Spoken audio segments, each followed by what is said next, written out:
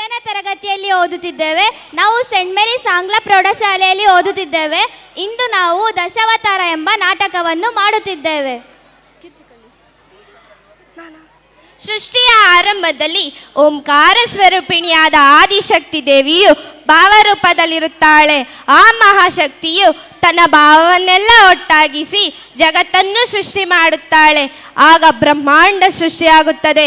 ಹೊಸದಾಗಿ ನಿರ್ಮಾಣಗೊಂಡ ಬ್ರಹ್ಮಾಂಡದಲ್ಲಿ ಧರ್ಮ, ಸತ್ಯ, ಅಂಧಕಾರವು ಜನ್ಮ ತಾಳುತ್ತದೆ. ಈ ಸೃಷ್ಟಿಯನ್ನು ರಕ್ಷಿಸುವ ಜವಾಬ್ದಾರಿ ಮಹಾವಿಷ್ಣುವದಾಗಿದ್ದರಿಂದ ಮಹಾವಿಷ್ಣು ದಶಾವತಾರವನ್ನು ತಾಳಿ ಈ ಸೃಷ್ಟಿಯನ್ನು ರಕ್ಷಿಸುತ್ತಾರೆ.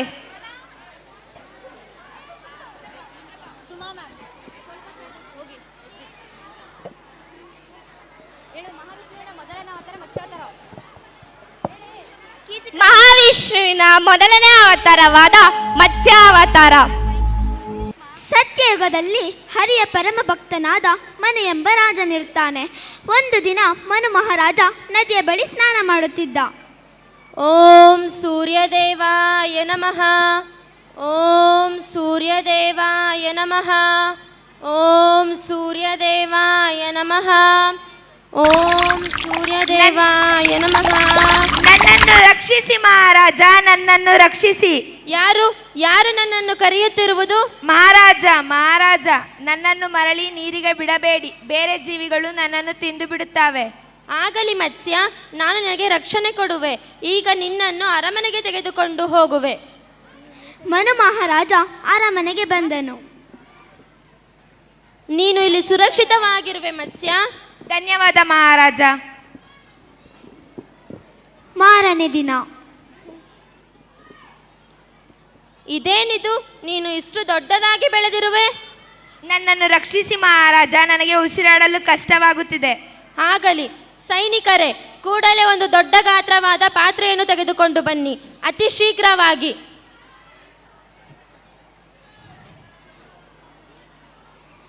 ನೀನು ಇಲ್ಲಿ ಸುರಕ್ಷಿತವಾಗಿರುವೆ ಮತ್ಸ್ಯ. ಧನ್ಯವಾದ ಮಹಾರಾಜ. ಮಾರನೇ ದಿನ. ಮಹಾರಾಜ, ಏನಾಯ್ತು ಸೈನಿಕರೇ, ಏಕೆ ಇಷ್ಟೊಂದು ಗಾಬರಿಯಾಗಿರುವಿರಿ? ಮಹಾರಾಜ, ಆ ಮತ್ಸ್ಯವು ನದಿಯ ಗಾತ್ರದಷ್ಟು ಬೆಳೆದಿದೆ. ಏನು? ಬನ್ನಿ, ಈ ಕೂಡಲೇ ಅಲ್ಲಿಗೆ ಹೋಗೋಣ. ಮನು ಮಹಾರಾಜ ಶೀಘ್ರವಾಗಿ ನದಿಯ ಬಳಿ ಬಂದನು. ಇದೇನಿದು ಆಶ್ಚರ್ಯ, ನೀನು ಇಷ್ಟು ಬೇಗ ಇಷ್ಟು ದೊಡ್ಡದಾಗಿ ಬೆಳೆದಿರುವೆ. ನನ್ನಿಂದ ಏನಾದರೂ ತಪ್ಪಾಗಿದೆಯೇ? ಅದರಿಂದ ಭಗವಂತ ನನಗೆ ಈ ರೀತಿಯ ಶಿಕ್ಷೆ ಕೊಡುತ್ತಿರುವನೇ? ನಿಮ್ಮ ಮಾತನ್ನು ಉಳಿಸಿಕೊಳ್ಳಿ ಮಹಾರಾಜ, ನನ್ನನ್ನು ರಕ್ಷಿಸಿ. ಏ ಮತ್ಸ್ಯವೇ, ನಿನ್ನ ಈ ಚಮತ್ಕಾರವನ್ನು ನೋಡುತ್ತಿದ್ದರೆ ನೀನು ಭಗವಂತನ ಅಂಶವೇ ಎಂದು ನನಗೆ ಭಾಸವಾಗುತ್ತಿದೆ. ನಿನ್ನ ನಿಜ ರೂಪವನ್ನು ತೋರಿಸು.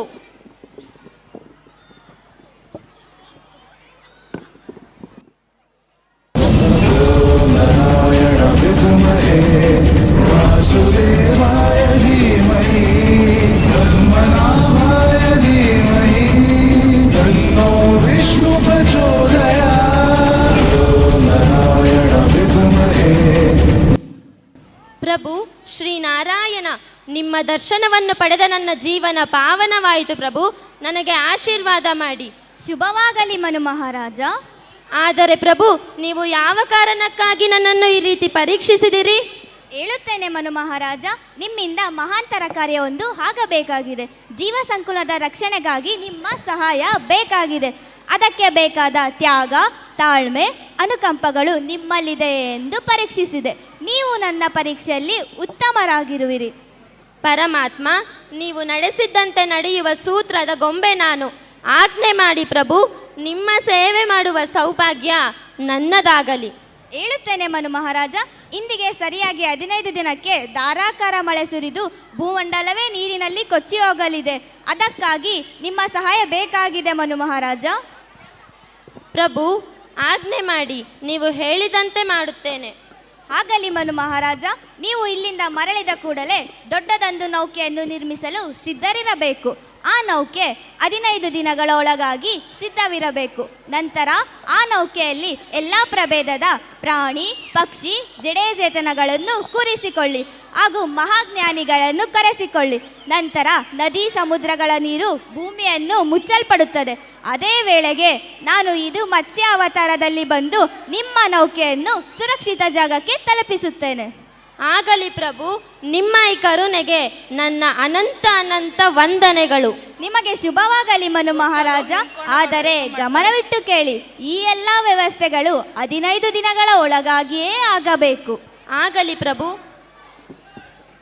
ನಂತರ ಮನು ಮಹಾರಾಜ ಒಂದು ದೊಡ್ಡದಾದ ನೌಕೆಯನ್ನು ನಿರ್ಮಿಸುತ್ತಾರೆ. 15ನೇ ದಿನದಂದು ಎಲ್ಲ ಭೂಮಂಡಲದ ಜೀವಿ ಜಂತು ಹಾಗೂ ಮುನಿಗಳು ನದಿಯ ಬಳಿ ಕೂರುತ್ತಾರೆ. ಬನ್ನಿ ಋಷಿವರ್ಯರೇ, ದಯಮಾಡಿ ಆಗಮಿಸಿ. ಬಂದು ಎಲ್ಲರೂ ಈ ನೌಕೆಯಲ್ಲಿ ಆಸೀನರಾಗಿ.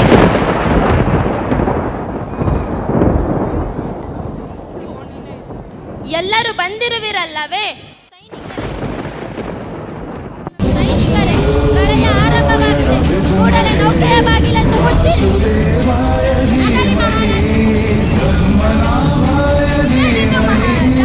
ಪ್ರಳಯವು ಘೋರವಾದ ರೂಪ ತಾಳಿದೆ. ಇಲ್ಲಿ ನಾವು ಜೀವಂತವಾಗಿ ಉಳಿಯುವುದು ಕಷ್ಟವೆನಿಸುತ್ತಿದೆ. ನೌಕೆ ತಪ್ಪುತ್ತಿದೆ. ನೀವು ಹೆದರಬೇಡಿ ಋಷಿವರ್ಯರೇ, ನಮಗೇನೂ ಆಗುವುದಿಲ್ಲ. ಭಗವಂತ ನಾರಾಯಣ ಕೃಪೆ ನಮ್ಮ ಮೇಲಿದೆ. ಎಲ್ಲರೂ ಭಗವಂತನನ್ನು ಪ್ರಾರ್ಥಿಸಿ.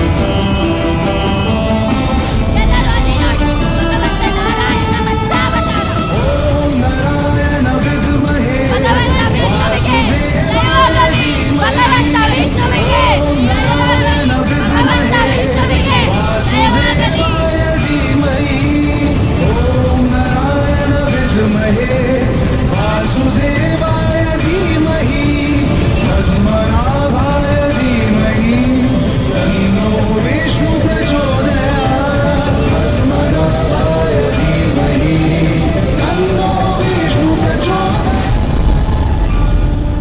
ಹೀಗೆ ಮಹಾವಿಷ್ಣುವಿನ ಮೊದಲನೇ ಅವತಾರವಾದ ಮತ್ಸ್ಯಾವತಾರವು ಭೂವಾಸಿಗಳನ್ನು ಪ್ರವಾಹದಿಂದ ಕಾಪಾಡುವುದರ ಮೂಲಕ ಕೊನೆಗೊಂಡಿತು.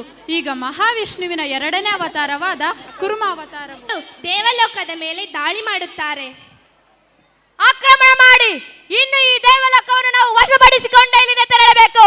ಅಸುರರೇ, ಸೋಲಲು ಸಿದ್ಧರಾಗಿ. ನೀವು ನಾವು ಎಂದು ನೋಡೋಣ.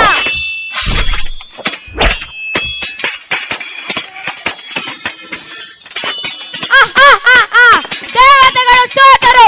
ಇನ್ನು ಈ ಇಂದ್ರಲೋಕ ನನ್ನದೇ. ದೇವತೆಗಳು ಯುದ್ಧದಲ್ಲಿ ಸೋತಿರುವ ಕಾರಣ ಮಹಾವಿಷ್ಣುವಿನ ಬಳಿ ಸಹಾಯ ಕೇಳಲು ವೈಕುಂಠಕ್ಕೆ ಹೋಗುತ್ತಾರೆ. ಪ್ರಣಾಮಗಳು ಮಹಾದೇವ. ನಾಮಗಳು ದೇವರಾಜ ಇಂದ್ರ. जगज्जालपालं खचत्कण्ठमालं शरच्चन्द्रबालं ಪ್ರಭು, ನಾವು ಯುದ್ಧದಲ್ಲಿ ಅಸುರರ ಬಳಿ ಸೋತಿದ್ದೇವೆ. नभो नीलकायं ವಶವಾಗಿದೆ. दुरावारमायं सुपद्मासहायं ನಮ್ಮ भजेऽहं ನಮ್ಮ ಸಮೃದ್ಧಿ ಎಲ್ಲವನ್ನೂ ಕಿತ್ತುಕೊಂಡಿದ್ದಾರೆ ಪ್ರಭು. ಈ ನಿಮ್ಮ ಶಾಪದ ಫಲ ಕೇವಲ ನೀವು ಮತ್ತು ಉಳಿದ ದೇವತೆಗಳನ್ನಷ್ಟೇ ಅಲ್ಲ.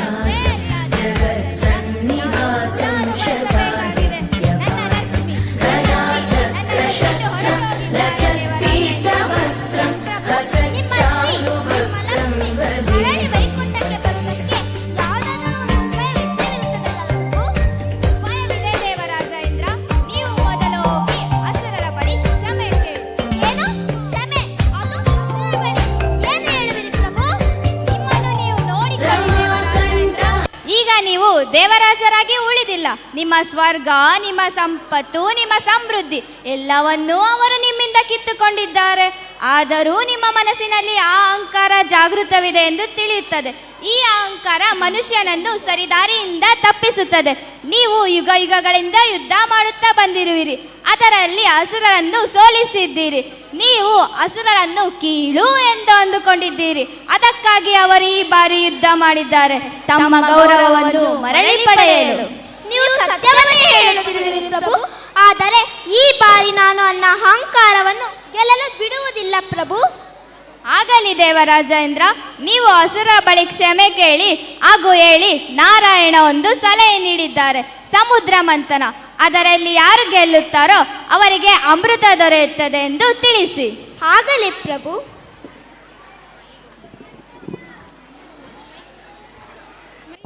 ದೇವತೆಗಳು ಅಸುರರ ಬಳಿ ಕ್ಷಮೆ ಕೇಳಲು ಹೋಗುತ್ತಾರೆ.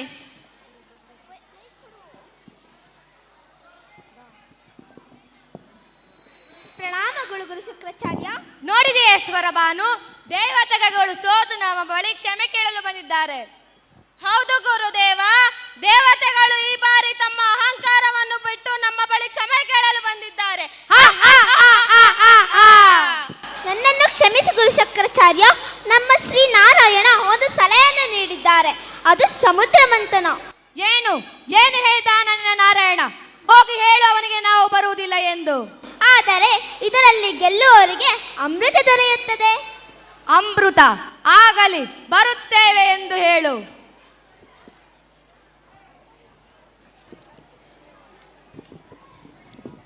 ದೇವತೆಗಳು ವೈಕುಂಠಕ್ಕೆ ಹೋಗುತ್ತಾರೆ. ಪ್ರಣಾಮಗಳು ಪ್ರಭು. ಪ್ರಣಾಮಗಳು ದೇವರಾಜ ಇಂದ್ರ. ಪ್ರಭು, ಅಸುರರು ಸಮುದ್ರ ಮಂಥನಕ್ಕೆ ಒಪ್ಪಿದ್ದಾರೆ. ಆದರೆ ಈ ಸಮುದ್ರ ಮಂಥನ ಯಾವುದರಿಂದ ನಡೆಯುತ್ತದೆ ಪ್ರಭು? ಹೇಳಿ. ಹೇಳುತ್ತೇನೆ ದೇವರಾಜ ಇಂದ್ರ. ಈ ಸಮುದ್ರ ಮಂಥನಕ್ಕಿಂತ ಮೊದಲು ನೀವು ನನ್ನ ಆರಾಧ್ಯ ಮಹಾದೇವನಿಗಾಗಿ ವಾಸುಕಿಯನ್ನು ಕೇಳಿ. ಆಗಲಿ ಪ್ರಭು.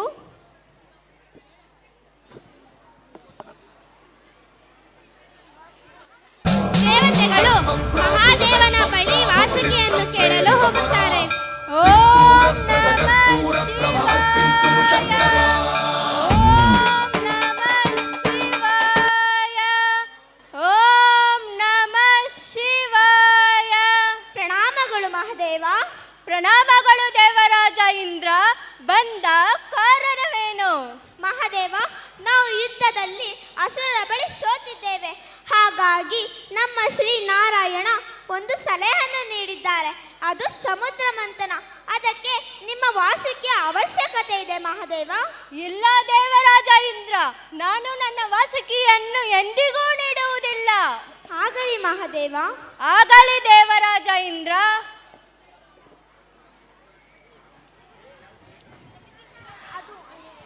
ಇದೇನಿದು ಸ್ವರಭಾನು?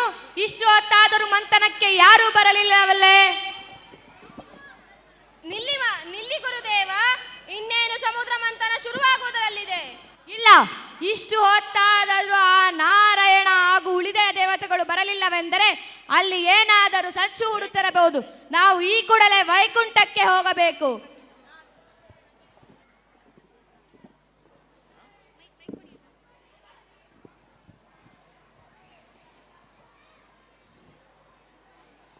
ನೋಡಿದೆಯೇ ಸ್ವರಭಾನು, ನಾವು ಅಲ್ಲಿ ನಡೆಯುತ್ತದೆ ಎಂದು ಕಾಯುತ್ತಿದ್ದರೆ ಇಲ್ಲಿ ವಿಷ್ಣು ಗಾಢ ನಿದ್ರೆಯಲ್ಲಿ. ನಿಮಗೆ ಸ್ವಾಗತ ಗುರು ಶುಕ್ರಾಚಾರ್ಯ. ಸಮುದ್ರ ಮಂಥನಕ್ಕಿಂತ ಮೊದಲು ವಿಚಾರ ಮಂಥನ ಮಾಡುವುದು ಬಹಳ ಮುಖ್ಯ. ನಾನು ಈಗ ಅದನ್ನೇ ಮಾಡುತ್ತಿದ್ದೆ, ದೇವರಾಜ ಇಂದ್ರ ಮತ್ತು ಉಳಿದ ದೇವತೆಗಳು ಬರುವವರೆಗೂ.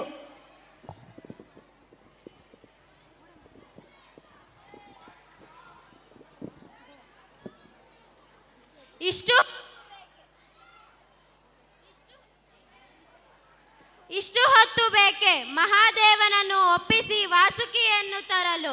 ಅವರು ಯಾವುದೇ ಕ್ಷಣದಲ್ಲಿ ಬೇಕಾದರೂ ಬರಬಹುದು. ಪ್ರಣಾಮಗಳು ಪ್ರಭು. ಪ್ರಣಾಮಗಳು ದೇವರಾಜ ಇಂದ್ರ. ಪ್ರಭು, ಈಗ ನನ್ನ ಬಳಿ ಯಾವುದೇ ಶುಭ ಸಮಾಚಾರವಿಲ್ಲ ಪ್ರಭು. ಏಕೆಂದರೆ ಮಹಾದೇವ ವಾಸಿಕೆಯನ್ನು ಕೊಡಲು ಒಪ್ಪಲಿಲ್ಲ. ಏನು? ನೀವು ಇಷ್ಟು ದೇವತೆಗಳು ಹೋದರೂ ಮಹಾದೇವನನ್ನು ಒಪ್ಪಿಸಿ ವಾಸುಕಿಯನ್ನು ತರಲಾಗಲಿಲ್ಲವೇ? ಈಗ ನಾವು ಅಸುರರು ಹೋಗಿ ಮಹಾದೇವನನ್ನು ಒಪ್ಪಿಸಿ ಮಂಥನಕ್ಕಾಗಿ ವಾಸುಕಿಯನ್ನು ತರುತ್ತೇವೆ. ಅದರ ಅವಶ್ಯಕತೆ ಇಲ್ಲ ಗುರು ಶುಕ್ರಾಚಾರ್ಯ. ನಾನು ಮಂಥನಕ್ಕಾಗಿ ಮಹಾದೇವನ ವಾಸುಕಿಯನ್ನು ಏಕೆ ಕೇಳಿದೆ ಎಂದರೆ, ಮಹಾದೇವನ ವಾಸುಕಿ ಮಹಾದೇವರ ಕೊರಳಲ್ಲಿ ಅಲಂಕೃತವಾಗಿರುತ್ತದೆ, ಅವರ ಶೋಭೆಯನ್ನು ಹೆಚ್ಚಿಸುತ್ತದೆ. ಆದರೆ ನನ್ನ ಶೇಷನಾಗ ಈ ವಿಶಾಲವಾದ ಸಾಗರದಲ್ಲಿ ನೆರವಾಗಿರುತ್ತಾನೆ. ಒಂದು ವೇಳೆ ಮಹಾದೇವನ ಇಚ್ಛೆ ಇದೆ ಆದಲ್ಲಿ ನಾನು ನನ್ನ ಆಸನವನ್ನು ತ್ಯಾಗ ಮಾಡುತ್ತೇನೆ. ನಿಲ್ಲು ಆರಾಧ್ಯ, ನಿನ್ನ ಆಸನವನ್ನು ತ್ಯಾಗ ಮಾಡಬೇಡ. ನಾನು ಮಂಥನಕ್ಕಾಗಿ ನನ್ನ ವಾಸುಕಿಯನ್ನು ನೀಡುತ್ತೇನೆ. ಆದರೆ ಸಮುದ್ರ ಮಂಥನದಲ್ಲಿ ಮೊದಲು ಏನು ಬರುವುದೋ ಅದನ್ನು ನನಗೆ ನೀಡಬೇಕಾಗಿದೆ. ನಿಮಗೆ ಒಪ್ಪಿಗೆ ಇದೆಯೇ? ನಮಗೊಪ್ಪಿಗೆ ಇದೆ. ನಮಗೂ ಒಪ್ಪಿಗೆ ಇದೆ ಮಹಾದೇವ. ಆಗಲಿ, ಇದನ್ನು ತೆಗೆದುಕೊಳ್ಳಿ.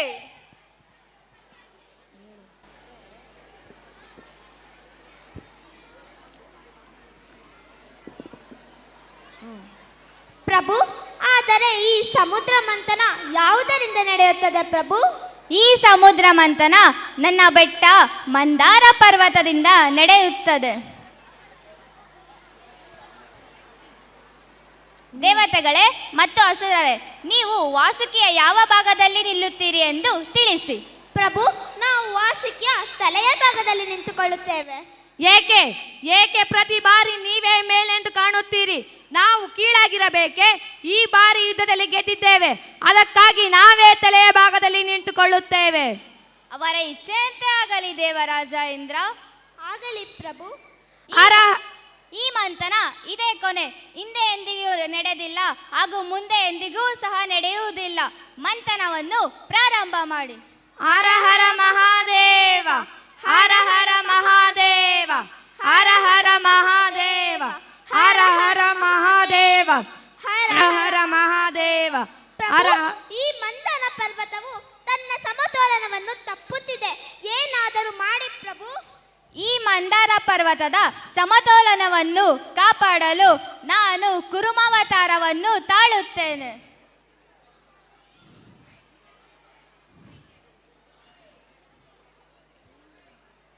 ಹರ ಹರ ಮಹಾದೇವ, ಹರ ಹರ ಮಹಾದೇವ, ಹರ ಹರ ಮಹಾದೇವ.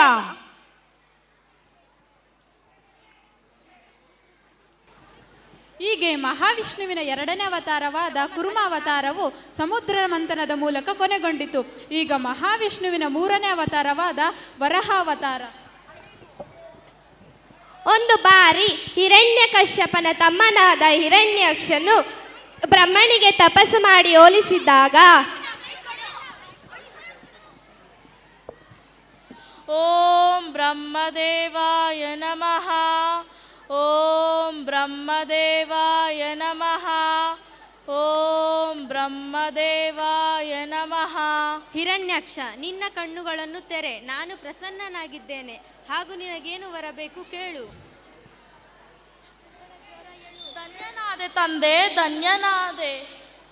ನನಗೆ ಎಂಥ ವರ ಬೇಕೆಂದರೆ, ನನಗೆ ಯಾವುದೇ ದೇವತೆ, ಮಾನವ, ಹಸು, ಸಿಂಹ, ಹುಲಿ, ಆಮೆಯಿಂದ ಸಾವು ಬರಬಾರದು. ತಥಾಸ್ತು.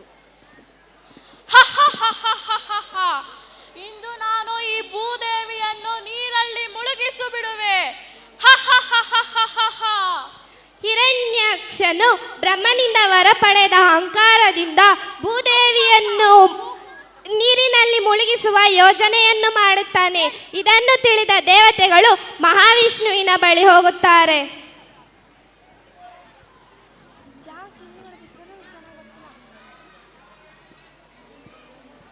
ಪ್ರಣಾಮಗಳು ಪ್ರಭು. ಪ್ರಣಾಮಗಳು ದೇವರಾಜ ಇಂದ್ರ. ಪ್ರಭು, ಬ್ರಹ್ಮನಿಂದ ಅಮರತ್ವದ ವರ ಪಡೆದ ಹಿರಣ್ಯಾಕ್ಷನು ಭೂದೇವಿಯನ್ನು ನೀರಿನಲ್ಲಿ ಮುಳುಗಿಸುವ ಯೋಜನೆ ಮಾಡುತ್ತಿದ್ದಾನೆ ಪ್ರಭು. ನನಗೆ ತಿಳಿದಿದೆ ದೇವರಾಜ ಇಂದ್ರ. ಬ್ರಹ್ಮನಿಂದ ಅಮರತ್ವದ ವರ ಪಡೆದ ಹಿರಣ್ಯಾಕ್ಷ ಅಹಂಕಾರದಿಂದ ಈ ರೀತಿ ಮಾಡುತ್ತಿದ್ದಾನೆ. ಆದರೆ ಪ್ರಭು, ಇದಕ್ಕೆ ಯಾವುದೇ ಉಪಾಯವಿಲ್ಲದಿದ್ದರೆ ಬ್ರಹ್ಮನಿಂದ ವರ ಪಡೆದ ಅಮರತ್ವದ ವರ ಪಡೆದ ಹಿರಣ್ಯಾಕ್ಷನು ಭೂದೇವಿಯನ್ನು ನೀರಿನಲ್ಲಿ ಮುಳುಗಿಸಿ ಬಿಡುತ್ತಾನೆ ಪ್ರಭು.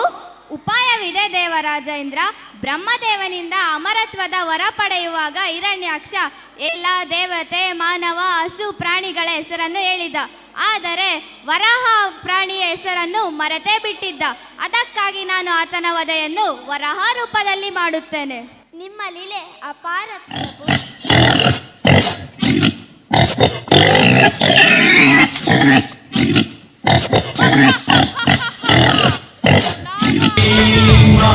ಇನ್ನು ನಾನು ಈ ಭೂದೇವಿಯನ್ನು ನೀರಲ್ಲಿ ಮುಳುಗಿಸು ಬಿಡುವೆ. ನನ್ನನ್ನು ತಡೆಯುವವರು ಯಾರು?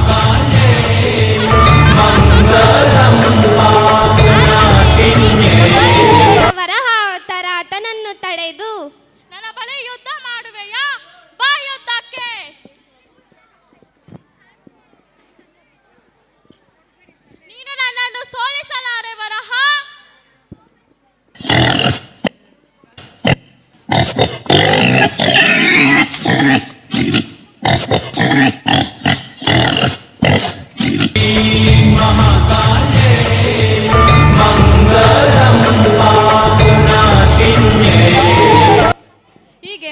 ಮಹಾವಿಷ್ಣುವಿನ 3ನೇ ಅವತಾರವಾದ ವರಹಾವತಾರವು ಭೂಲೋಕವನ್ನು ಕಾಪಾಡಿ ಕೊನೆಗೊಳ್ಳುತ್ತದೆ.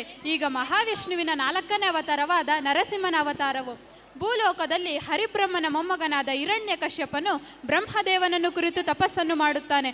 ಆತನ ತಪಸ್ಸಿಗೆ ಒಲಿತು ಬ್ರಹ್ಮದೇವನು ಭೂಲೋಕದ ಮೇಲೆ ಬರುತ್ತಾನೆ. ಓಂ ಬ್ರಹ್ಮದೇವಾಯ ನಮಃ. ಓಂ ಬ್ರಹ್ಮದೇವಾಯ ನಮಃ. ಓಂ ಬ್ರಹ್ಮದೇವಾಯ ನಮಃ. ಭಕ್ತ ಕಶ್ಯಪ, ನಿನ್ನ ಕಣ್ಣುಗಳನ್ನು ತೆರೆ, ನಾನು ಪ್ರಸನ್ನಗೊಂಡಿರುವೆ, ಹಾಗೂ ನಿನಗೇನು ಬರಬೇಕು ಕೇಳು. ಓಹೋ ಬ್ರಹ್ಮದೇವ, ನಾನು ನಿನ್ನ ಮೊಮ್ಮಗನಾದರೂ ಸಹ ನಾನು ಕೂಡ ನಿನ್ನನ್ನು ತಪಸ್ಸು ಮಾಡಿ ಒಲಿಸುವಂತಾಯಿತು. ಆಗಲಿ ಆಗಲಿ, ನನಗೊಂದು ವರ ನೀಡು. ಯಾವುದೇ ದೇವತೆ ಅಥವಾ ಯಾವುದೇ ಮನುಷ್ಯ, ಯಾವುದೇ ಪ್ರಾಣಿ ಪಕ್ಷಿ, ಯಾವುದರಿಂದಲೂ ನನಗೆ ಸಾವು ಬರಬಾರದು ಎಂಬ ವರ ನೀಡು. ತಥಾಸ್ತು. ಬ್ರಹ್ಮದೇವನಿಂದ ವರ ಪಡೆದ ನಂತರ ಹಿರಣ್ಯಕಶ್ಯಪನು ದೇವಲೋಕದ ಮೇಲೆ ದಾಳಿ ಮಾಡತೊಡಗುತ್ತಾನೆ. ಇಂದ್ರದೇವ, ಎಲ್ಲಿ ಅಡಗಿ ಕುಳಿತಿರುವೆ? ಬಾ ಹೊರಗೆ. ಹೇಳಿಯಂತೆ ಅವಿತುಕೊಳ್ಳುತ್ತಿರುವೆಯಾ? ಏ ಪಾಪಿ ಕಶ್ಯಪ, ಏಕೆ ಇಲ್ಲಿಗೆ ಬಂದಿರುವೆ? ಇಂದು ನಾನು ಅಮರಾವತಿಯನ್ನು ವಶ ಮಾಡಿಕೊಂಡೇ ಹೋಗುವುದು. ಹಾಗಾದರೆ ಈ ಯುದ್ಧಕ್ಕೆ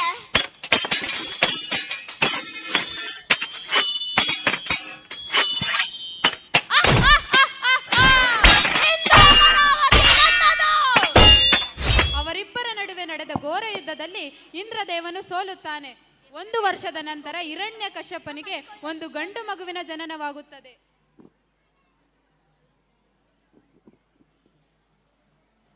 ಪ್ರಹ್ಲಾದ.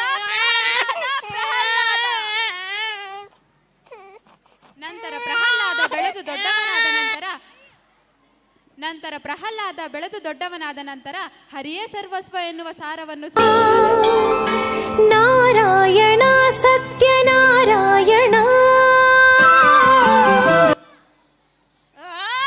ನಿಲ್ಲಿಸು. ಅತಳ ವಿತಳ ಸುತಳ ರಸಾತಳ ತಳ ಪಾತಾಳಗಳನ್ನು ನನ್ನ ಪಾದದಡಿಯಲ್ಲಿ ತುಳಿಯುವ ಪರಾಕ್ರಮಶಾಲಿ ನಾನು. ಅಂತಹುದರಲ್ಲಿ ನೀನು ನನ್ನ ಮಗನಾಗಿ ನನ್ನ ಪರಮ ಶತ್ರುವಿನ ಸ್ಮರಣೆ ಮಾಡುವೆಯಾ? ಎಲ್ಲ ಹೇಳಿ. ತಂದೆ, ನಿಮ್ಮ ಮೇಲೆ ನನಗೆ ಬಹಳ ಪ್ರೀತಿ ಇದೆ. ಆದರೆ ನೀವು ನನ್ನ ಸರ್ವಸ್ವ ಎನ್ನುವ ಮಾತನ್ನು ಒಪ್ಪುವುದಿಲ್ಲ. ಏಕೆ ಒಪ್ಪುವುದಿಲ್ಲ? ಏಕೆಂದರೆ ಸೃಷ್ಟಿಯ ಆದಿ ಅಂತ್ಯ ಅವನ ಆಗಿರುವಾಗ ಜಗತ್ತಿನ ಕಣಕಣದಲ್ಲೂ ವಾಸಿಸುವ ಪ್ರತಿಯೊಬ್ಬರ ನೋವು ನಲಿವು ಎಲ್ಲರಲ್ಲೂ ಆತನಿರುವಾಗ ನಾನು ನಿಮ್ಮನ್ನು ಹೇಗೆ ಸರ್ವಸ್ವ ಎಂದು ಒಪ್ಪಿಕೊಳ್ಳಲಿ? ಯಾರವನು? ಹರಿ, ಶ್ರೀಹರಿ. ಹರಿ ಹರಿ ಹರಿ, ನಿಲ್ಲಿಸು ಈ ನಿನ್ನ ಸ್ಮರಣೆಯನ್ನು. ಎಲ್ಲೆಲ್ಲಿಯೂ ಇದ್ದಾನೆ. ಎಲ್ಲಿ? ಅರಮನೆಯಲ್ಲಿರುವನೇ? ಅಲ್ಲಿಯೂ ಇರುವನು. ನೀರು ಗಾಳಿ ಎಲ್ಲದರಲ್ಲಿರುವನೇ? ಅಲ್ಲಿಯೂ ಇರುವನು. ನನ್ನಲ್ಲಿರುವನೇ? ನಿನ್ನಲ್ಲಿಯೂ ಇರುವನು. ನಿನ್ನಲ್ಲಿ? ನನ್ನಲ್ಲಿಯೂ ಇರುವನು. ಹಾಗಾದರೆ ಈ ಕಂಬದಲ್ಲಿರುವನೇ? ಈ ಕಂಬದಲ್ಲಿಯೂ ಇರುವನು. ಈ ಕಂಬದಲ್ಲೇ? ಈ ಕಂಬದಲ್ಲೂ ಇರುವನು.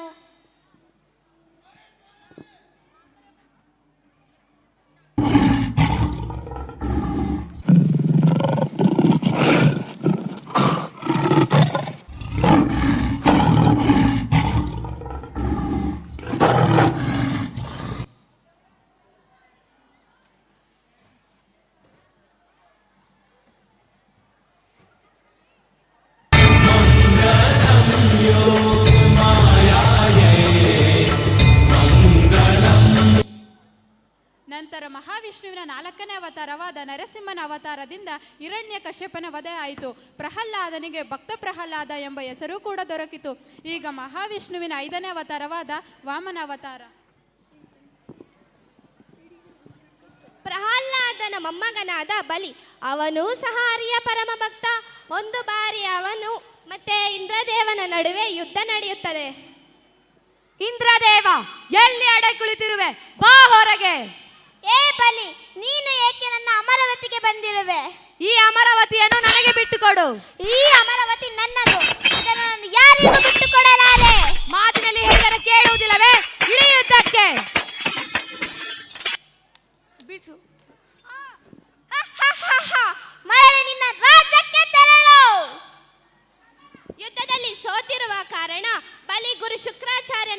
ಸಹಾಯ ಕೇಳಲು ಬರುತ್ತಾರೆ.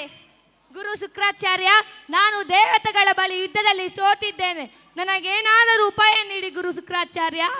ತೆಗೆದುಕೋ, ಈ ಶಕ್ತಿಗಳನ್ನು ತೆಗೆದುಕೊಂಡು ಆ ಇಂದ್ರದೇವನನ್ನು ಸೋಲಿಸು. ನಿಮ್ಮ ಆಜ್ಞೆಯಂತೆ ಆಗಲಿ. ಇಂದ್ರದೇವ, ಮತ್ತೊಮ್ಮೆ ಹೇಳುತ್ತಿದ್ದೇನೆ, ಈ ಅಮರಾವತಿಯನ್ನು ನನಗೆ ಬಿಟ್ಟುಕೊಡು. ನೀನು ಮರಳಿ ಬಂದೆಯಾ ಬಲಿ?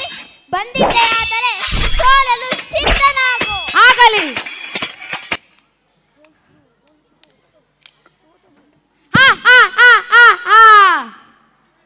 ಬಲಿ ಅಮರಾವತಿಯನ್ನು ವಶಪಡಿಸಿಕೊಳ್ಳುತ್ತಾನೆ. ನಂತರ 3 ಲೋಕವನ್ನು ವಶಪಡಿಸಿಕೊಳ್ಳು ಒಂದು ದೊಡ್ಡ ಯಾಗವನ್ನು ಮಾಡುತ್ತಾನೆ. ನಂತರ ದೇವತೆಗಳು ಮಹಾವಿಷ್ಣುವಿನ ಬಳಿ ಸಹಾಯ ಕೇಳಲು ಹೋಗುತ್ತಾರೆ.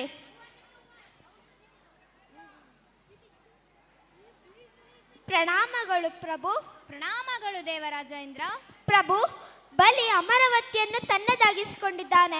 ಈಗ 3 ಲೋಕವನ್ನು ತನ್ನದಾಗಿಸಿಕೊಳ್ಳಲು ದೊಡ್ಡ ಯಜ್ಞವನ್ನೇ ಮಾಡುತ್ತಿದ್ದಾನೆ ಪ್ರಭು. ನೀವು ಚಿಂತಿಸಬೇಡಿ ದೇವರಾಜೇಂದ್ರ, ನಿಮ್ಮನ್ನು ಸ್ವರ್ಗದ ಸಿಂಹಾಸನದ ಮೇಲೆ ಕೂರಿಸುವ ಜವಾಬ್ದಾರಿ ನನ್ನದು. ಆದರೆ ಪ್ರಭು, ನೀವು ಏನು ಮಾಡುವಿರಿ? ನಾನು ವಾಮನಾವತಾರದಲ್ಲಿ ಬಂದು ಬಲಿಯ ಅಹಂಕಾರವನ್ನು ಮುರಿಯುತ್ತೇನೆ. ನಿಮ್ಮ ಲೀಲೆ ಅಪಾರ ಪ್ರಭು.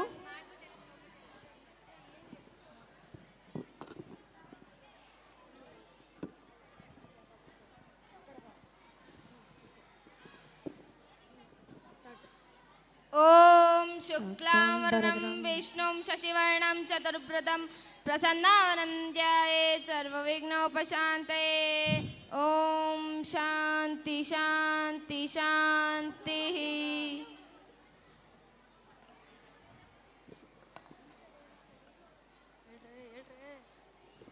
ಯಾರು ನೀನು? ಇಲ್ಲಿಗೆ ಏಕೆ ಬಂದಿರುವೆ? ನಾನು ಬ್ರಾಹ್ಮಣ, ಇಲ್ಲಿ ದಾನ ನೀಡುವರೆ ಎಂದು ತಿಳಿದು ಇಲ್ಲಿಗೆ ಬಂದಿರುವೆ. ಓ, ದಾನ ಬೇಕೆ? ಏನು ದಾನ ಬೇಕು ಕೇಳು. ನನಗೆ 3 ಹೆಜ್ಜೆ ಭೂಮಿ ದಾನವಾಗಿ ನೀಡು. ಆಗಲಿ, 3 ಹೆಜ್ಜೆ ಭೂಮಿ ತಾನೆ, ತೆಗೆದುಕೋ. ವಾಮನ ತುಂಬಾ ಎತ್ತರವಾಗಿ ಬೆಳೆದು 1 ಹೆಜ್ಜೆಯಲ್ಲಿ ಭೂಮಿಯನ್ನು ಮತ್ತೊಂದು ಹೆಜ್ಜೆಯಲ್ಲಿ ಸ್ವರ್ಗವನ್ನು ತೆಗೆದುಕೊಳ್ಳುತ್ತಾರೆ. 3ನೇ ಹೆಜ್ಜೆ ಎಲ್ಲಿ ಇಡಲಿ ಬಲಿ?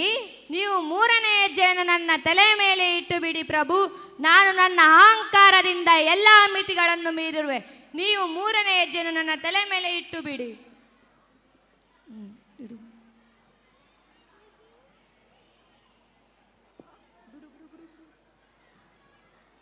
ಹೀಗೆ ಮಹಾವಿಷ್ಣುವಿನ 5ನೇ ಅವತಾರವಾದ ವಾಮನ ಅವತಾರವು ಬಲಿಯ ಅಹಂಕಾರವನ್ನು ಮುರಿಯುತ್ತದೆ. ಈಗ ಮಹಾವಿಷ್ಣುವಿನ 6ನೇ ಅವತಾರವಾದ ಪರಶುರಾಮನ ಅವತಾರ. ಪರಶುರಾಮ ಜಮದಗ್ನಿ ಹಾಗೂ ರೇಣಿಕೆಯ ಕೊನೆಯ ಮಗನಾಗಿ ಜನಿಸುತ್ತಾನೆ.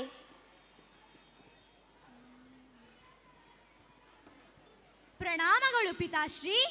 ಪುತ್ರ ಪರಶುರಾಮ, ನೀನು ನಿನ್ನ ಕೌಶಲ್ಯದಿಂದ ಇಡೀ ವಿಶ್ವವನ್ನೇ ಗೆದ್ದಿರುವೆ. ನನಗೆ ನಿನ್ನ ಮೇಲೆ ಖುಷಿಯಾಗುತ್ತಿದೆ. ಹೌದು ಪುತ್ರ, ನೀನು ನಮ್ಮ ಗೌರವವನ್ನು ಹೆಚ್ಚಿಸುತ್ತಿರುವೆ. ಪಿತಾಶ್ರೀ, ಇದೆಲ್ಲ ನಿಮ್ಮಿಬ್ಬರ ಆಶೀರ್ವಾದದ ಫಲ ಪಿತಾಶ್ರೀ. ನಾನು ಈಗ ವನಕ್ಕೆ ತೆರಳುವೆ. ನಂತರ ಅಡುಗೆ ಮಾಡಲು ಸೌದೆಗಳನ್ನು ತೆಗೆದುಕೊಂಡು ಬರುವೆ. ಶೀಘ್ರವಾಗಿ ಪರಶುರಾಮ ವನಕ್ಕೆ ತೆರಳುತ್ತಾನೆ. ನಂತರ ಕಾರ್ತವೀರ ಅರ್ಜುನ ಆಶ್ರಮಕ್ಕೆ ಆಗಮಿಸುತ್ತಾರೆ.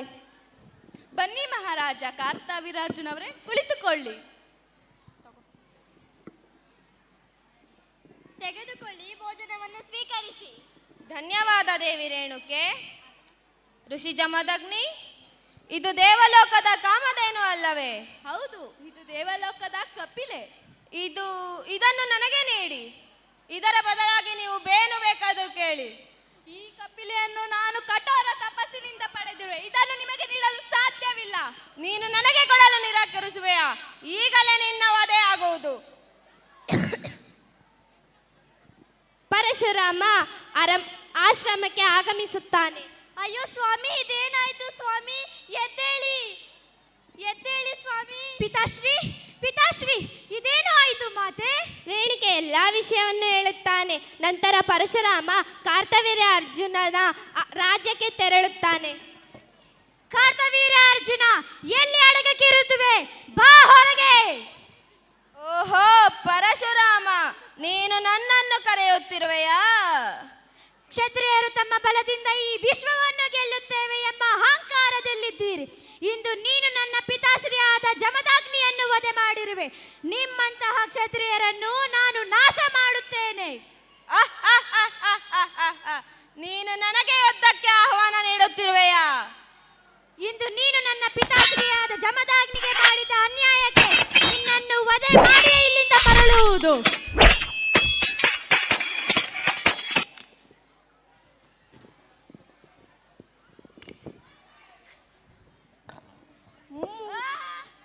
ಹೀಗೆ ಪರಶುರಾಮ 21 ಬಾರಿ ಭೂಮಿಯಲ್ಲಿ ಸಂಚರಿಸುವ ಕ್ಷತ್ರಿಯರನ್ನು ಕೊಂದು ಹಾಕುತ್ತಾರೆ.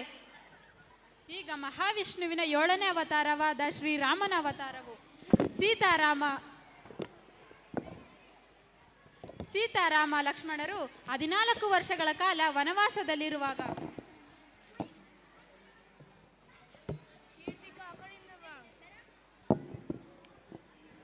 ರಘುನಂದನ, ನೋಡಿ ಆ ಬಂಗಾರದ ಜಿಂಕೆ ಎಷ್ಟು ಸುಂದರವಾಗಿದೆ. ಆ ಸ್ವರ್ಣ ಜಿಂಕೆ ನನಗೆ ಬೇಕು. ದಯವಿಟ್ಟು ನನಗಾಗಿ ಅದನ್ನು ತರುವಿರಾ? ನಾವು ಅದನ್ನು ಅಯೋಧ್ಯೆಗೆ ಕೊಂಡೊಯ್ಯೋಣ. ನಿನ್ನ ಇಷ್ಟದಂತೆ ಆಗಲಿ ಸೀತೆ. ನೀನು ಇಲ್ಲಿಯವರೆಗೂ ನನ್ನಿಂದ ಏನನ್ನೂ ಅಪೇಕ್ಷಿಸಿಯೇ ಇಲ್ಲ. ಮೊದಲ ಬಾರಿ ಆ ಸ್ವರ್ಣ ಮೃಗವನ್ನು ಕೇಳುತ್ತಿರುವೆ. ನಾನು ನಿನಗಾಗಿ ಆ ಸ್ವರ್ಣ ಮೃಗವನ್ನು ಹಿಡಿದು ತರುತ್ತೇನೆ. ಲಕ್ಷ್ಮಣ, ನೀನು ಸೀತೆಯೊಂದಿಗೆ ಕುಟೀರದಲ್ಲೇ ಇದ್ದು ಸೀತೆಯನ್ನು ರಕ್ಷಿಸು. ಹಾಗಲಿ ಭ್ರಾತ, ನೀವು ಹೋಗಿ ಬರ್ರಿ. ನಾನು ಬರುವವರೆಗೂ ನೀನು ನನ್ನ ನಿರೀಕ್ಷೆ ಮಾಡುತ್ತಿರು ಲಕ್ಷ್ಮಣ. ಒಂದು ವೇಳೆ ಪ್ರಳಯವೇ ಬಂದರೂ ನೀನು ಸೀತೆಯನ್ನು ಬಿಟ್ಟು ಬರಬಾರದು. ಇದು ನನ್ನ ಆದೇಶ ಲಕ್ಷ್ಮಣ. ಹಾಗಲಿ ಭ್ರಾತ, ನೀವು ಚಿಂತಿಸಬೇಡಿ. ಒಂದು ವೇಳೆ ಆ ಯಮನೇ ನನ್ನನ್ನು ಕೊಂಡೊಯ್ಯಲು ಬಂದರೂ ಆ ಯಮ ನೀವು ಬರುವವರೆಗೂ ಇಲ್ಲೇ ಕಾಯಬೇಕು. ಸೀತೆ, ನಾನು ಹೋಗಿ ಬರುವೆ. ಹಾಗಲಿ ರಘುನಂದನ, ನಿಮ್ಮ ಮೇಲೆ ಜ್ಞಾನವಿರಿಸಿ. ನಂತರ ಸೀತೆಯ ಇಚ್ಛೆಯಂತೆ ರಾಮನು ವನಕ್ಕೆ ತೆರಳಿದ. ಇದು ಯಾವುದೋ ಮಾಯಾವಿ ಶಕ್ತಿಯೇ ಇರಬೇಕು. ಇದರ ಹಿಂದೆ ಯಾವುದೋ ಗುಪ್ತ ಉದ್ದೇಶವಿರಬೇಕು. ನಾನು ಈ ಕೂಡಲೇ ಆಶ್ರಮಕ್ಕೆ ಮರಳಬೇಕು. ರಾಮ, ಏನಾಯಿತು ರಾಮ? ಯಕ್ಷವೀರ, ಪರಾಕ್ರಮಿ ಯೋಧ, ರಘುಕುಲನಂದನ. ರಾಮ, ನೀನು ಒಂದು ಪ್ರಾಣಿಗೆ ಹೆದರ್ಕೊಂಡು ಹೋಗುವೆಯಾ? ನೀನು ಯಾರು? ನಿನ್ನ ಅಸಲಿ ರೂಪಕ್ಕೆ ಶೀಘ್ರ ಬಾ, ಇಲ್ಲವಾದರೆ ನಿನ್ನ ವಧೆ ನಿಶ್ಚಿತ. ಸೀತಾ, ಲಕ್ಷ್ಮಣ, ನನ್ನನ್ನು ರಕ್ಷಿಸಿ. ಸೀತಾ, ಲಕ್ಷ್ಮಣ, ನನ್ನನ್ನು ರಕ್ಷಿಸಿ. ಲಕ್ಷ್ಮಣ, ಇದು ನಿನ್ನ ಭ್ರಾತರ ಧ್ವನಿಯಲ್ಲವೇ? ಇಲ್ಲ ಅತ್ತಿಗೆ, ನಾನು ವಿಶ್ವಾಸದಿಂದ ಹೇಳುತ್ತೇನೆ, ಅದು ಭ್ರಾತರ ಧ್ವನಿ ಅಲ್ಲ. ಇಲ್ಲ ಲಕ್ಷ್ಮಣ, ನನಗೇಕೋ ಇದು ಉಚಿತವೆನಿಸುತ್ತಿಲ್ಲ. ಹೋಗಿ ಅವರನ್ನು ರಕ್ಷಿಸು. ಇಲ್ಲ ಅತ್ತಿಗೆ, ನಿಮ್ಮನ್ನು ಕುಟೀರದಲ್ಲೇ ಬಿಟ್ಟು ಹೋಗುವುದು ನನಗೆ ಏಕೋ ಉಚಿತವೆನಿಸುತ್ತಿಲ್ಲ. ಲಕ್ಷ್ಮಣ, ನೀನು ಈಗ ಹೋಗದಿದ್ದರೆ ನಾನು ನನ್ನ ಪ್ರಾಣವನ್ನೇ ಬಿಡುವೆ. ನಿಲ್ಲಿ ಅತ್ತಿಗೆ, ನಾನು ಹೋಗುತ್ತೇನೆ. ಆದರೆ ಏನಾಯಿತು ಪುತ್ರ? ನಾನು ಕುಟೀರದ ಹೊರಗೆ ರೇಖೆಯನ್ನು ಬರೆದು ಹೋಗುವೆ. ಅದು ಲಕ್ಷ್ಮಣ ರೇಖೆ. ನೀವು ಯಾವ ಕಾರಣಕ್ಕಾದರೂ ಆ ರೇಖೆಯನ್ನು ದಾಟಬೇಡಿ. ಆಗಲಿ ಪುತ್ರ, ಶೀಘ್ರವೇ ಹೊರಡು. ನಂತರ ರಾವಣನ ಸಂಚನ್ನು ಅರಿಯದೆ ಲಕ್ಷ್ಮಣನು ಸೀತೆಯ ಸುರಕ್ಷತೆಗಾಗಿ ಲಕ್ಷ್ಮಣ ರೇಖೆಯನ್ನು ಹಾಕಿ ಆತನು ಕೂಡ ವನಕ್ಕೆ ತೆರಳಿದ. ಅದೇ ಸಮಯವನ್ನು ನೋಡಿಕೊಂಡು ರಾವಣನು ಆತನ ಯೋಜನೆಯಂತೆ ಸೀತೆಯ ಕುಟೀರದ ಬಳಿ ಬಂದ.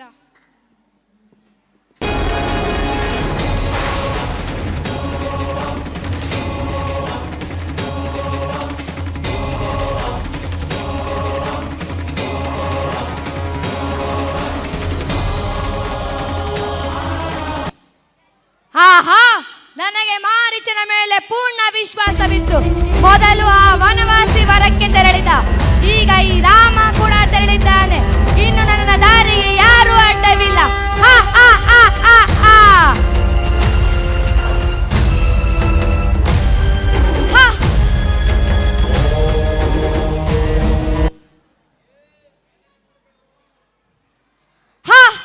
ಇದೇನಿದು? ಇದು ಲಕ್ಷ್ಮಣ ರೇಖೆ. ಇದನ್ನು ದಾಟಿ ನಾನು ಹೋಗಲಾರೆ. ಆಕೆಯನ್ನೇ ಹೊರ ಕರೆಸಬೇಕು. ನಾನು ಈ ವೇಷದಲ್ಲಿದ್ದರೆ ಆಕೆ ಹೊರಬರಲಾರು. ನಾನು ಸನ್ಯಾಸಿ ವೇಷವನ್ನು ಧರಿಸುವೆ. ಭವತೆ ಭಿಕ್ಷಾಂ ದೇಹಿ, ಭವತೆ ಭಿಕ್ಷಾಂ ದೇಹಿ, ಭವತೆ ಭಿಕ್ಷಾಂ ದೇಹಿ. ಇದೇನಿದು? ಇಷ್ಟು ಕೂಗಿದಲು ಯಾರು ಹೊರ ಬರುತ್ತಿಲ್ಲವಲ್ಲ. ಮತ್ತೊಮ್ಮೆ ಜೋರಾಗಿ ಕೂಗುತ್ತೇನೆ, ಭವತೆ ಭಿಕ್ಷಾಂ ದೇಹಿ. ನನ್ನನ್ನು ಕ್ಷಮಿಸಿ ಋಷಿವರೇರೆ, ನಾನು ಯಾವುದೋ ಜ್ಞಾನದಲ್ಲಿ ಮಕ್ಕಳಾಗಿದೆ. ಬನ್ನಿ, ಒಳಗೆ ಬಂದು ಸ್ವೀಕರಿಸಿ. ಇಲ್ಲ, ನಾವು ಸನ್ಯಾಸಿಗಳು ಸಂಸಾರಿಗ ಮನೆಗೆ ಕಾಲಿಡುವುದಿಲ್ಲ. ನೀಡುವುದಾದರೆ ಹೊರಗೆ ಬಂದು ನೀಡು. ಹಾಗಲಿ.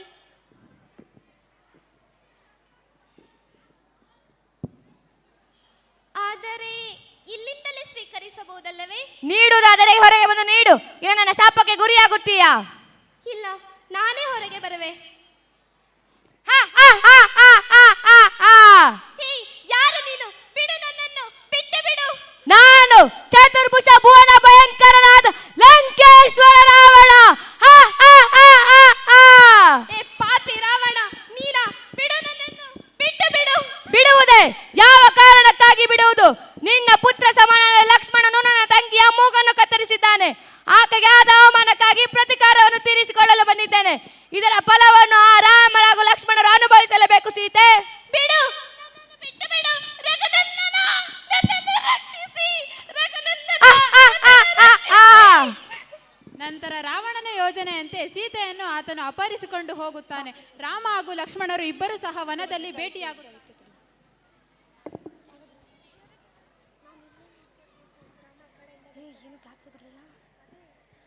ಲಕ್ಷ್ಮಣ, ನೀನು? ಭ್ರಾತ, ನೀವು ಇಲ್ಲಿ? ನಾನು ಹೇಳಿದ್ದೇನಲ್ಲವೇ ನೀನು ಸೀತೆಯನ್ನು ಬಿಟ್ಟು ಬರಬಾರದೆಂದು. ಇಲ್ಲ ಭ್ರಾತ, ನೀವು ಯಾವುದೋ ಅಪಾಯದಲ್ಲಿ ಇದ್ದೀರೆಂದು ಅತ್ತಿಗೆ ನನ್ನನ್ನು ಇಲ್ಲಿಗೆ ಕಳುಹಿಸಿದ್ದಾರೆ. ಲಕ್ಷ್ಮಣ, ನಡೆ, ನಾವು ಮೊದಲು ಆಶ್ರಮಕ್ಕೆ ಮರಳಬೇಕು.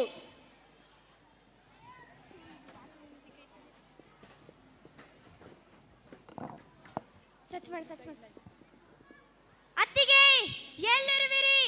ಅತ್ತಿಗೆ ಎಲ್ಲಿರುವಿರಿ? ಎಲ್ಲಿ ಹೋಗಿರುವೆ ಸೀತೆ? ಮರಳಿ ಬಾ ಸೀತೆ. ಸೀತಾ! ಭ್ರಾತ, ಸಮಾಧಾನ ಮಾಡಿಕೊಳ್ಳಿ ಭ್ರಾತ. ಅತ್ತಿಗೆ ಇಲ್ಲಿಯೋ ಎಲ್ಲಿಯೋ ಇರುತ್ತಾರೆ. ಬನ್ನಿ ಹೋಗೋಣ.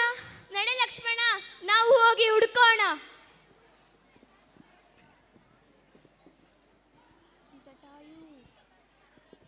ನಂತರ ಸೀತಾ ಹಾಗೂ ರಾಮ ಹಾಗೂ ಲಕ್ಷ್ಮಣರು ಇಬ್ಬರು ಸಹ ಸೀತೆಯನ್ನು ಹುಡುಕಿ ಹೋಗುವ ದಾರಿಯಲ್ಲಿ ಪಕ್ಷಿರಾಜ ಜಟಾಯುವಿನನ್ನು ಕಾಣುತ್ತಾರೆ.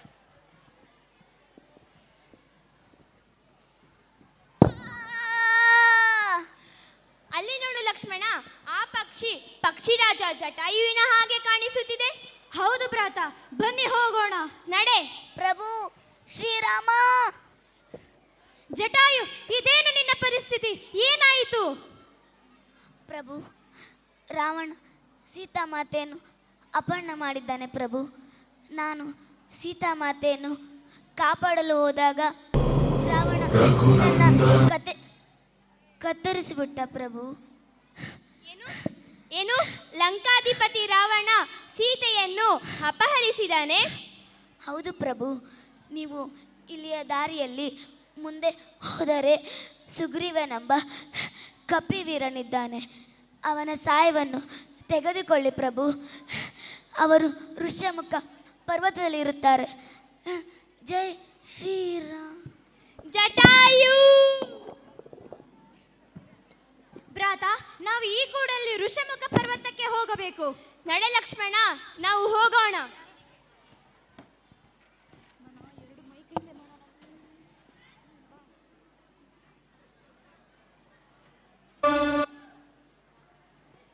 ಪ್ರಭು ಶ್ರೀರಾಮ. ಶತಯೋಜನ ಶತಶತಯೋಜನ ಶರಧಿ ನಿಯೋಜನ ಶರ ಪರಿಲಂಘನ. ಹನುಮಂತ. ಪ್ರಭು ಶ್ರೀರಾಮ, ಇವರು ವಾನರ ರಾಜ ಸುಗ್ರೀವ ಮತ್ತು ಇವರು ನಮ್ಮ ವಾನರ ಸೇನೆ. ವಾನರ ರಾಜ ಸುಗ್ರೀವ, ನನಗೆ ನಿನ್ನ ಸಹಾಯ ಬೇಕು. ನನ್ನ ಪತ್ನಿ ಸೀತೆಯನ್ನು ಲಂಕಾಧಿಪತಿ ರಾವಣ ಅಪಹರಿಸಿದ್ದಾನೆ. ನಾವು ಲಂಕೆಯನ್ನು ಹುಡುಕಿ ಸೀತೆಯನ್ನು ಮುಕ್ತಗೊಳಿಸಬೇಕು. ನಾವು ನಿಮಗೆ ಸಹಾಯ ಮಾಡುತ್ತೇವೆ ಪ್ರಭು. ಆಗಲಿ ಹನುಮಂತ.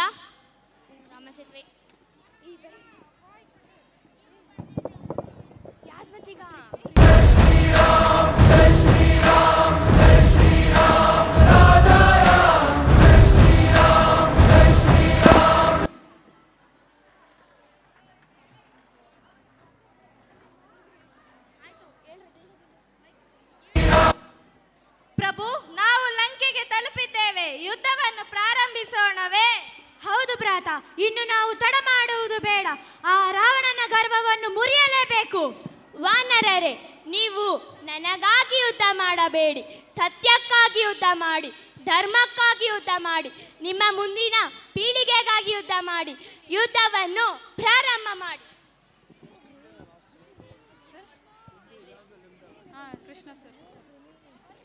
ನಂತರ ರಾಮನ ಸೈನ್ಯ ಹಾಗೂ ರಾವಣನ ಸೈನ್ಯ ನಡುವೆ ಘೋರ ಯುದ್ಧ ನಡೆಯುತ್ತದೆ.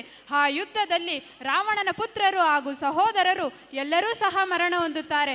ಕೊನೆಯಲ್ಲಿ ರಾವಣನ ಆತನೇ ಸ್ವಯಂ ಯುದ್ಧ ಭೂಮಿಗೆ ಇಳಿಯುವ ಸಾಹಸವನ್ನು ಮಾಡುತ್ತಾನೆ. ಛೇ, ಇದು ಅತಿ ಆಯಿತು. ಆ ರಾಮನನ್ನ ಸಮಸ್ತ ಸೇನೆಯನ್ನೇ ಸರ್ವನಾಶ ಮಾಡಿದ್ದಾನೆ. ಇನ್ನು ಸ್ವಯಂ ನಾನೇ ಯುದ್ಧಕ್ಕಿಳಿಯುತ್ತೇನೆ. ಬಂದೆಯ ರಾವಣ, ನೀನು ನಿನ್ನ ಗರ್ವದಿಂದ ಎಲ್ಲ ಮಿತಿಗಳನ್ನು ಮೀರಿರುವೆ. ಇಂದು ಧರ್ಮ ಸ್ಥಾಪನೆ ಖಂಡಿತ. ಎಲ್ಲ ಬ್ರಹ್ಮಾಂಡ ದಂಡೋಪದಂಡಗಳನ್ನು ಚಂಡಾಡಬಲ್ಲ ಗಂಡು ದಾಳಿಗರಿಗೆ ಮೊಂಡನಾಯಕನಾದ ಗಂಡೆದೆಯ ಗಂಡನಾದ ಪ್ರಚಂಡ ರಾವಣ. ನಾನು ಪ್ರಚಂಡ ರಾವಣ. ಅಂತಹದರಲ್ಲಿ ಒಬ್ಬ ವನವಾಸಿಯಾಗಿ ನೀನು ನನಗೆ ಎದುರಾಗಿ ನಿಲ್ಲುತ್ತೀರಾ? ಇಳಿಯುವುದಕ್ಕೆ ಇದು ಸರ್ಪಾಸ್ತ್ರ, ಗರುಡಾಸ್ತ್ರ. ರಾವಣ, ಎಲ್ಲಿ ನಿನ್ನ ಪ್ರತಾಪ? ಇದು ದಿವ್ಯಾಸ್ತ್ರ.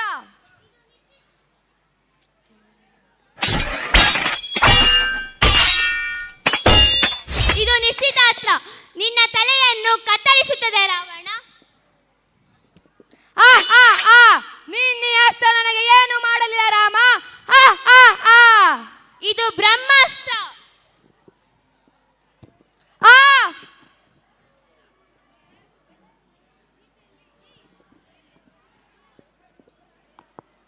ನಂತರ ರಾವಣನ ಸಂಹಾರದ ನಂತರ ರಾಮ, ಸೀತಾ, ಲಕ್ಷ್ಮಣರು ಒಂದಾಗುತ್ತಾರೆ. ರಘುನಂದನ, ಸೀತೆ,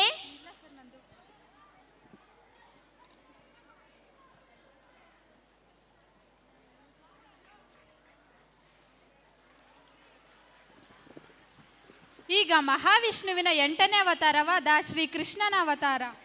ಪಾಂಡವರು ಒಂದು ಸುಂದರವಾದ ನಗರ ಇಂದ್ರಪ್ರಸ್ಥವನ್ನು ಸ್ಥಾಪಿಸಿದರು.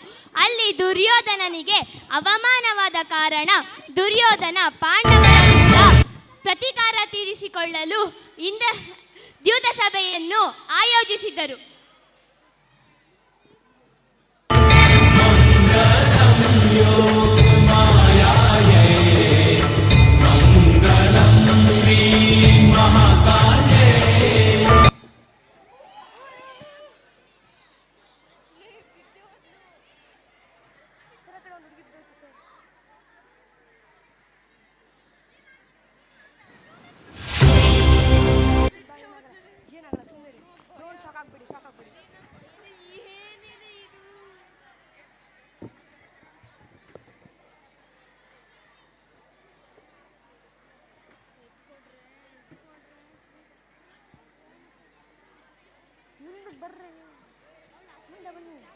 ಮುಂದೆ ಬನ್ನಿ.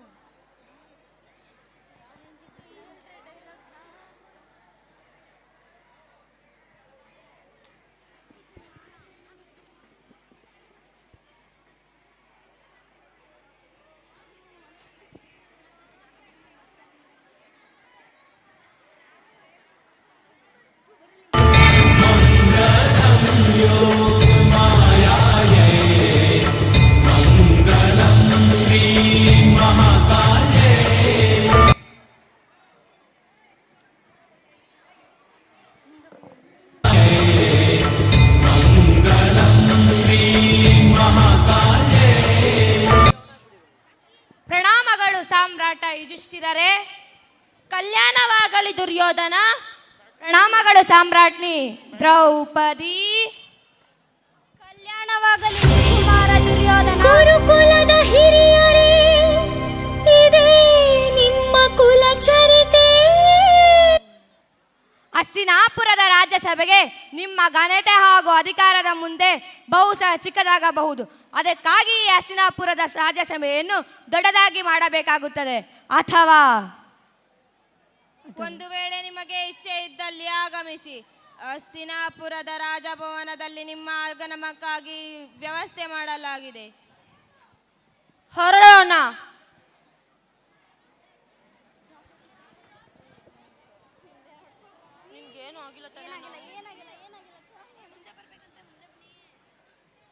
ನಿಂತ್ಕೋ ಇಲ್ಲೇ.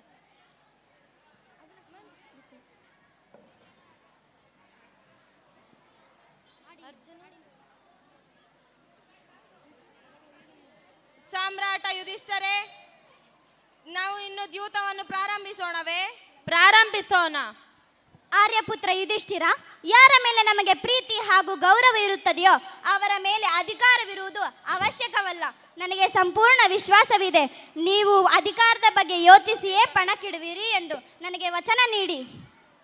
ನಾನು ವಚನ ನೀಡುತ್ತೇನೆ ದ್ರೌಪದಿ.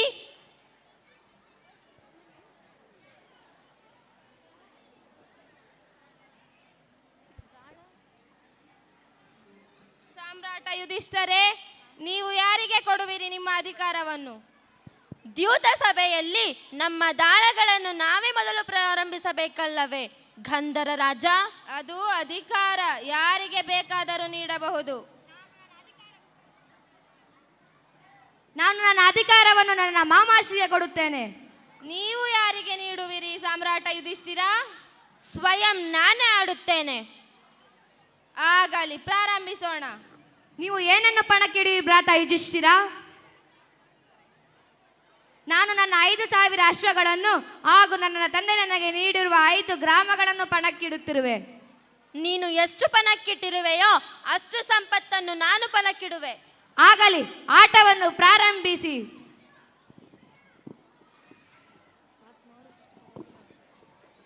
12. ಭಲೆ ಮಾಮ ಶ್ರೀ ಭಲೆ. ಅತ್ಯುತ್ತಮ ಸಾಮ್ರಾಟರೇ, ಅತ್ಯುತ್ತಮ. ಈಗ ಏನನ್ನು ಪಣಕ್ಕಿಡಿ ಭ್ರಾತ ಯುಧಿಷ್ಠಿರ? ನನ್ನ ಬಳಿ ಪಣಕ್ಕಿಡಲು ಏನೂ ಇಲ್ಲ ದುರ್ಯೋಧನ. ನಾನು ನನ್ನ ಸಹೋದರರ ವಿಕ್ರಮನನ್ನು ಪಣಕ್ಕಿಟ್ಟಾಡುತ್ತಿರುವೆ. ಹಾಗೆ ನೀವು ಕೂಡ ಪಾಂಡುಪುತ್ರರನ್ನು ಪಣಕ್ಕಿಟ್ಟಾಡಿ ಭ್ರಾತ ಯುಧಿಷ್ಠಿರ. ಆಗಲಿ, ನಾನು ನನ್ನ ಸಹೋದರರನ್ನು ಪಣಕ್ಕಿಡುತ್ತೇನೆ. ಆಟವನ್ನು ಪ್ರಾರಂಭಿಸಿ. ಭಲೆ ಮಾಮ ಶ್ರೀ ಭಲೆ.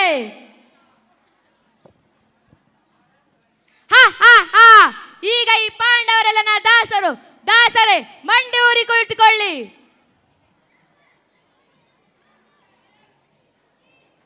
ಈಗ ಏನನ್ನು ಪಣಕ್ಕಿಡಿ ಭ್ರಾತ ಯುಧಿಷ್ಠಿರ? ನನ್ನ ಬಳಿ ಪಣಕ್ಕಿಡಲು ಏನೂ ಇಲ್ಲ ದುರ್ಯೋಧನ. ನಾನು ನನ್ನನ್ನು ಪಣಕ್ಕಿಟ್ಟಾಡುತ್ತಿರುವೆ. ಹಾಗೆ ನೀವು ಕೂಡ ನಿಮ್ಮನ್ನು ಪಣಕ್ಕಿಟ್ಟೇಡಿ ಭ್ರಾತ ಯುಧಿಷ್ಠಿರ. ಬೇಡ ಭ್ರಾತ ಯುಧಿಷ್ಠಿರ, ನೀವು ನಿಮ್ಮನ್ನು ಪಣಕ್ಕಿಟ್ಟುಕೊಳ್ಳಬೇಡಿ. ದಾಸರೇ, ಮೌನವಾಗಿರಿ. ಈಗ ನೀವು ನನ್ನ ದಾಸರೆಂದು ಮರೆಯಬೇಡಿ. ಆಗಲಿ, ಸ್ವಯಂ ನಾನು ನನ್ನನ್ನೇ ಪಣಕ್ಕಿಡುತ್ತೇನೆ.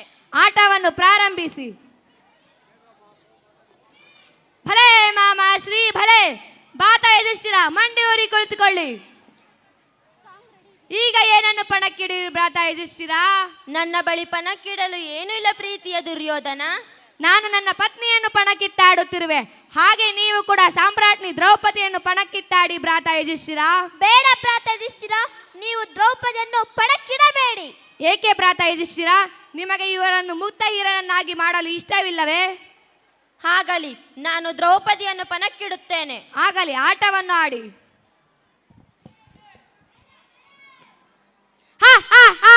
ದುಶ್ಯಾಸನ, ಹೋಗಿ ಎಳೆದ ದಾಸಿಯನ್ನು ದ್ರೌಪದಿಯನ್ನು ಬರಲು ನಿರಾಕರಿಸಿದರಾಗೆ ಕೇಶಗಳನ್ನು ನಿರ್ದೇಳುತ್ತಾ.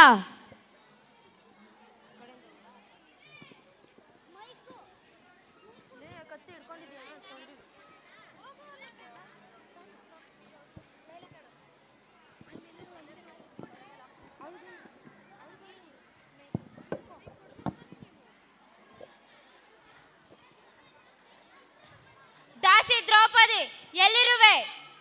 ಮೂರ್ಖ ದುಶ್ಯಾಸನ, ನಾನು ಸಾಮ್ರಾಜ್ಞಿ. ನನ್ನನ್ನು ದಾಸಿ ಎಂದು ಕರೆಯುತ್ತಿರುವೆಯಾ? ನಿನಗೆ ಎಷ್ಟು ಧೈರ್ಯವಿರಬಹುದು? ನಿನ್ನ ಪತಿ ನಿನ್ನನ್ನು ದ್ಯೂತದಲ್ಲಿ ಪಣಕ್ಕಿಟ್ಟು ಸೋತಿರುವರು. ನಾನು ಸಾಮ್ರಾಜ್ಞಿ. ನನ್ನನ್ನು ಪಣಕ್ಕಿಡಲು ಯಾರಿಗೂ ಅಧಿಕಾರವಿರುವುದಿಲ್ಲ.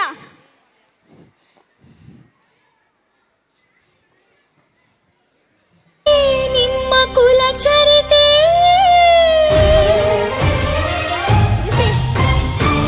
ಮಹಾಮಹಿಮ ಗುರುಗಳೇ, ಇದು ನಿಮ್ಮ ಸಂಸ್ಕಾರವೇ? ಸಭ್ಯತೆಯ ಸೀರೆಯನ್ನು ಸೆಳೆವಾಗ ದುರುಳರು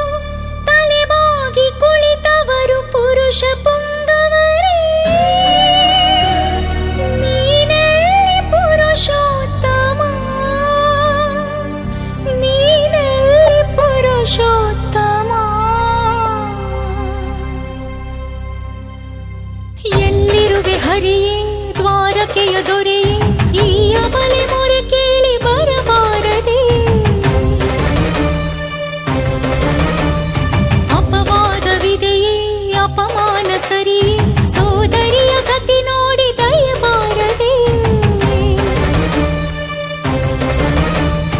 ಧರ್ಮೇ ಚ ಅರ್ಥೇ ಚ ಕಾಮೇ ಚ ಮೋಕ್ಷೇ ಚ ಎಂದು ಕೈ ಹಿಡಿದವರು ತಲೆಬಾಗಿ ಕುಂತಿಹರು ದಹಿಸುತ್ತಿದೆ ಧರ್ಮ.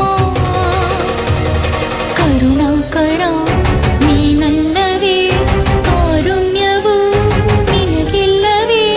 ಸೆರಗೊಟ್ಟಿ ಬೇಡಿದರು ಕರವೊಟ್ಟಿ ಕೂಗಿದರು ಕೇಳಿಸದೆ ಕಾಣಿಸದೆ ರಕ್ಷಿಸದೆ ಎಲ್ಲಿರುವೆ ಕೃಷ್ಣ.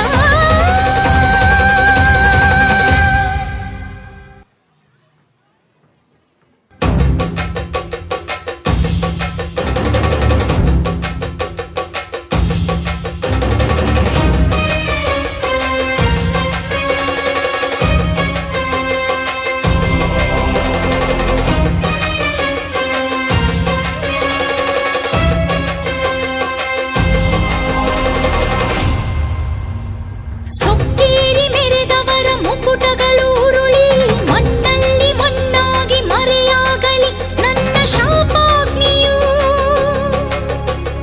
ಮನುಜತ್ವ ಮರೆತವರು ಮತಿ ಭ್ರಮಣೆಗೊಂಡು ಮೃತ್ಯುವಿನ ಮಡಿಲಲ್ಲಿ ಚಿರವಾಗಲಿ ನನ್ನ ಶಪಥಾಗ್ನಿಯು. ಪತಿವ್ರತೆಯ ಶಾಪವಿದು ಕಾಡುವುದು ಪ್ರತಿಕ್ಷಣವು ಕುರುವಂಶ ನಿರ್ವಂಶ ಆಗುವುದು ನಿಶ್ಚಯವು ಶ್ರೀಕೃಷ್ಣನಾಣೆಗೂ. ಯದುನಂದನ ಬರಲಾರೆಯ ತನು ರಕ್ಷೆಯ ಕೊಡಲಾರೆಯ. ತನು ಮನವ ಅರ್ಪಿಸಿದೆ ನಿನ್ನ ನಾಮ ಅರ್ಚಿಸಿದೆ ಕೇಳಿಸದೆ ಕಾಣಿಸದೆ ರಕ್ಷಿಸದೆ ಎಲ್ಲಿರು ಕೃಷ್ಣ.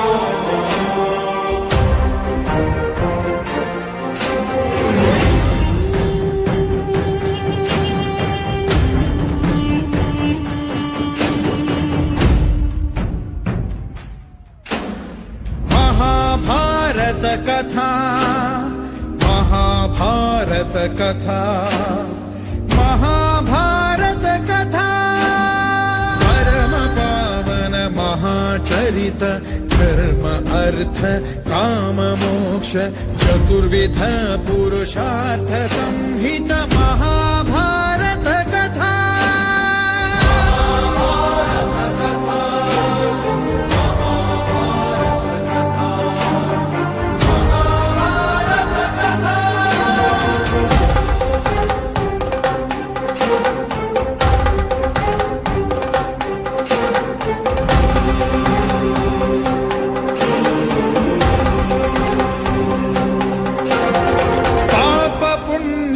ಮಥನವೋ ನೀತಿ ತತ್ವದ ಕಥನವೋ ಬಲಾಬಲಗಳ ಘೋರ ಕದನವೋ ಪ್ರೇಮ ಕಾಮದ ಸದನವೋ ರಾಗ ದ್ವೇಷದ ದೋಷವೋ ಜನ್ಮ ಜನ್ಮದ ಪಾಶವೋ ನಂದ ಗೋಪನ ಗೀತೆಯೋ ಪರಮ ಸೌಖ್ಯದ ಸಾರವೋ.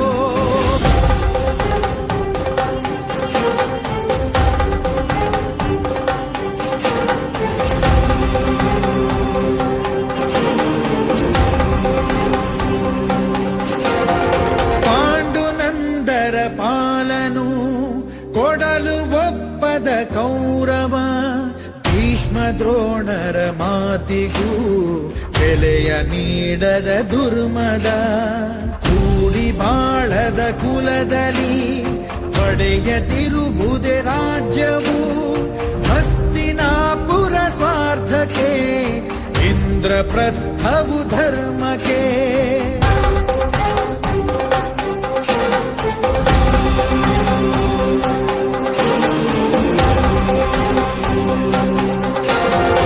ಅಂಧರಾಜನ ಮೋಹವು ಧರ್ಮರಾಜನ ಧರ್ಮವು ಭೀಮ ಪಾರ್ಥರ ಧೈರ್ಯ ಶೌರ್ಯವು ಕೌರವೇಶನ ದರ್ಪವು ಶಕುನಿ ದ್ಯೂತದ ಕುಟಿಲವು ಪಾಂಡವರ ವನವಾಸವು ದ್ರುಪದ ಪುತ್ರಿಯ ಶೋಕವು ಶ್ರೀಕೃಷ್ಣನ ಮಹಿಮೆಯು